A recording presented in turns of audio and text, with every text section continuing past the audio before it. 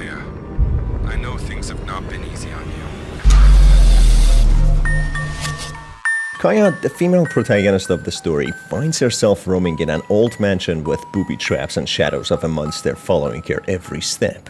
It's only after she gets jump-scared by this monster when she wakes up in her own bedroom, realizing it was all nothing but a dream. Soon we learn Kaiya has been plagued by very similar nightmares in the very same old mansion for the past several days. Kaiya, who happens to be a mother, has a middle-class life and a house, being the mother of Emmie, who is mute and has been sent to a hospital to get assessed. Kaiya herself has had a recent incident, losing her child while giving birth, which was tragic for her and her family, as they had already decorated a baby room for the child, and Emmie has been anticipating a little brother soon, being extremely saddened by this tragic loss. The husband, called Aiden, gives Kaiya a call, who seems to be out of town for his job, spending his lunch break at the beach.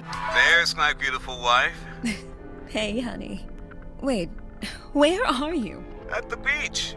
Not a bad way to spend a lunch break, huh? Hard at work, I see. Some of us are having to enjoy the clouds and drizzle. And I totally feel for you, babe. I really do. But just look at this water. Crazy, right? Okay, now you're just being mean. Did I see my other favorite girl walk in there? Hey, princess. See you soon, okay? How are you feeling? I don't know how to feel, Aiden. Same old, I guess. Still having the same nightmares. Well, pretty soon you and Enz will be out here with me, so who knows? Maybe the change of scenery will do you some good? Maybe. It shouldn't be just me and Emmie, though, should it? I know, Kaiya, but we'll get through this. I gotta go. Looks like the guys are calling me over for volleyball. As I said, hard at work. I'll call you later. I'm getting Emmie ready for school. Alright. I love you. You know that, right? I know. I love you too. Have a good day at school, princess! He seems to have a job that always makes him travel, leaving Kaiya and his daughter alone. It's sunny in there and the sky is clear, which makes it seem as if the husband has an easygoing job, but a job that takes him away from his family quite often. In the meantime, he makes sure to comfort Kaiya for the recent loss of a child and express how much he loves her, expecting to see his daughter and wife soon, as they are planning to join him in the next few days. As time goes by, Kaiya keeps on falling asleep in random places in the house, not even knowing how she ended up there, always having the same nightmares, being hunted by a shadow monster. That's when she wakes up hearing her doorbell ring. It happens to be her friend Eve, who had a plan to meet her in the park. These random episodes of falling asleep seem to have made her lose the concept of time and miss their meeting. Either way, she goes to the local park with Eve, where her son Jacob and Emmie are playing. Do you remember when you were pregnant with Em in our last year of college, and the girl in the dorm next to us asked if she could have her when she was born? Oh yeah, that was so weird. I wonder what happened to her. Well, speaking of college, I heard recently that... Jacob? Where's Emmie? She went off that way. That's when we see something awfully familiar. Emmie is holding the Mr. Hopp plushie, which has appeared out of nowhere. Kaiya tells Emmie to put it back, and then they go back home as Kaiya gets a text from a client for a revision of something that she had done for work. It all starts to fall in place now. Kaiya and her daughter have been targeted by Mr. Hopp's demon, the entity, just like the family before them. Somehow, this demon has found its place with Kaiya now, and we will soon learn how. Back at home, when Kaiya gets herself busy to revise the work that she had done for the client, she yet again goes into the dream world, which now has become even more disturbing and realistic, making her blur the lines between dream and reality. This time around, the nightmare happens in her own house and not the old mansion. And if you remember from the last installments, this mansion seems familiar, similar to the orphanage Esther was in, the original girl who was hunted by Mr. Hopp's demon. I didn't even make it to bed this time. Just when I thought I was doing better. As Kaiya goes to Emmie's room to check on her, she is surprised to see that she has brought the bunny plushie with her, the plushie that she found in the park. She is disappointed and tells Emmie off that she needs to get rid of the plushie. As Kaiya sends Emmie off to school with her friend Zara, strange events start to take place. A dead bird is found in the back garden who flew right into the back door so hard that it died. And then she starts hearing a strange tune which resembles the soundtrack of Mr. Hopp. Tracking the source of the sound, she gets to Emmie's room when she sees the bunny's plushie. Looking at it a little more carefully, she realizes that it resembles the shadow monster of her dreams. This runs shivers down her spine and she investigates a little more. Opening Emmie's notebook, she is horrified to see a drawing of the plushie with dead kids' drawings and tombstones. She receives a call back from Aiden all of a sudden, and then when she answers, the call glitches and is quickly cut off. That's when she hears aggressive bangs coming from the main entry door.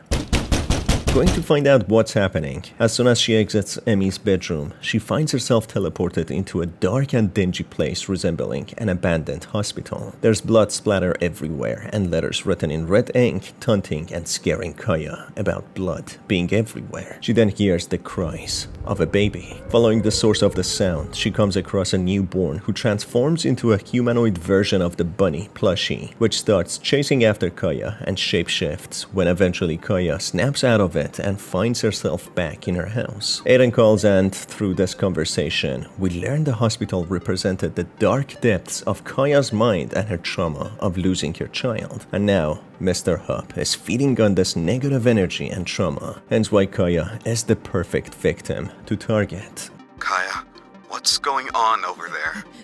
The hallway. It was like I was back in the hospital. Then the blood, the voices, and then the rabbit! It started chasing me! Maybe we should talk about you starting therapy again. Aiden! I know, it sounds insane, but... the toy. I have to get rid of it. Aiden, hearing all of this, feels as if Kaiya is losing the plot and suggests that she needs to go back to therapy. That's when the line is cut off and Kaiya starts questioning her own mental state. This is exactly what the demon wants, to isolate its victims and break them, making them feel vulnerable, mentally incapable, and alone. Soon enough, more and more paranormal events take place, with a mimic phone call making Kaiya feel even more psychologically vulnerable. Hello? Hi, I'm calling from Moore Park Clinic. Am I speaking to a Kaiya Milston? Hi. Yes, that's me. That's great. Well, this is just a reminder that your prescription is ready for pickup, and also everything that happened was your fault. Excuse me? We're coming to find you, Kaiya. Little Emmie, too. Who is this? Give yourself to us.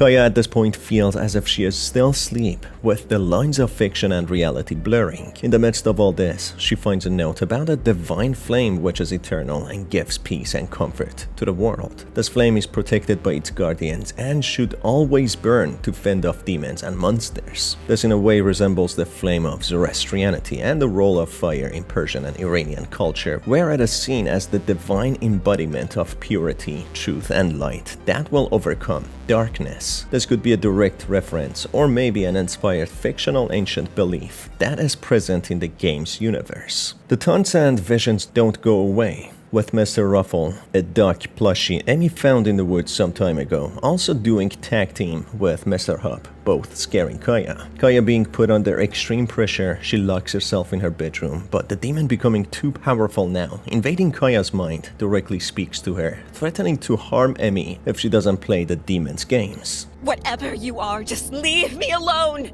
Fine. We will play with Emmie out here. And you can stay in there.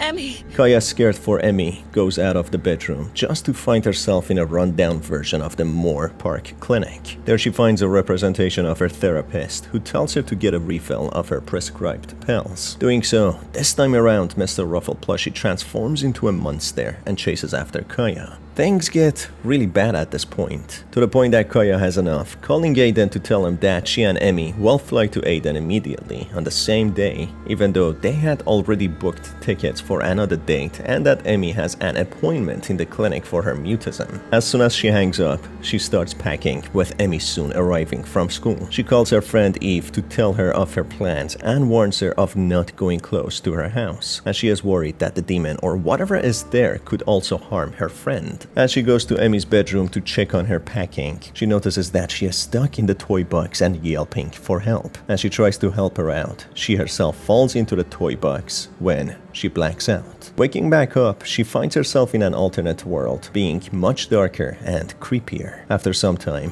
Kaiya meets Isabel. Please just let us go home. Now where's the fun in that? We still have so many games to play. Besides, I need Emmie's help with something. Emmie's help? With what? Where is she? To bring him back, stronger than ever before. What are you talking about? You'll see soon enough. I've got to find her and get us out of here. If you are not too familiar with the backstory of the series or need a reminder of who she is, Isabel was a girl who becomes gifted with the Six necklace. The Six were the six symbols which brought balance to the world and had mystic and mysterious powers. They aren't inherently bad, but in the wrong hands, they could lead to devastation. Being gifted this necklace, it leads to the townsfolk seeing Isabel doing some witchcraft, and as a result, they burn her at the stake. This leads to her soul joining with the entity in the underworld, where she is given powers and acts as a subordinate to the entity to help with committing atrocities. Here, Isabel seems to want to bring the entity back to life even stronger than before. For that, she seems to have some evil plans for Emmie and her mother, Kaiya. Eventually, Kaiya gets to the underworld, where she finds Emmie levitating in some sort of ritual conducted by Isabel. She claims that she asked Emmie to help her bring back the entity, and she agreed. But of course, we don't know if she threatened her or used the mother as bait, or if she even said that.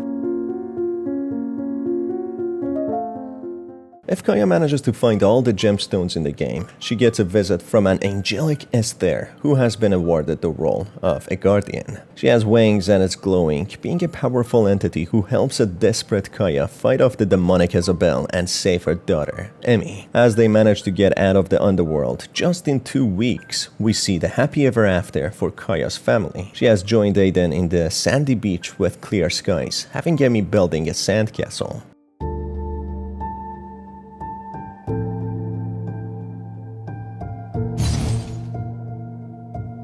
I think we'd like to go home now.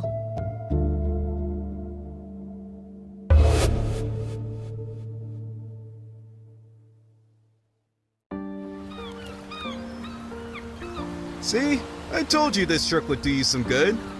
Yeah, I guess you were right. Hey, Em, let's see who can build the biggest sandcastle. However, the story is not over, as the entity seems to be still alive in the underworld, who calls out Esther's name, waiting for the right moment to emerge and cause chaos. On the other hand, if we fail to find all the gemstones, Kaiya is tricked by Isabel, who shapeshifts and mimics Emmie just to lure and taunt Kaiya. As she gets close enough, the entity takes both Kaiya and Emmie into a dark void where it would feed on their souls to get stronger to get back to wreaking havoc. And in the real world, both Emmie and Kaiya go missing, making the husband and the friend Eve desperate to find them. If anyone has any information on where my wife and daughter are, please let us know. And Kaiya, if you are seeing this, come home so we can work this out. Please.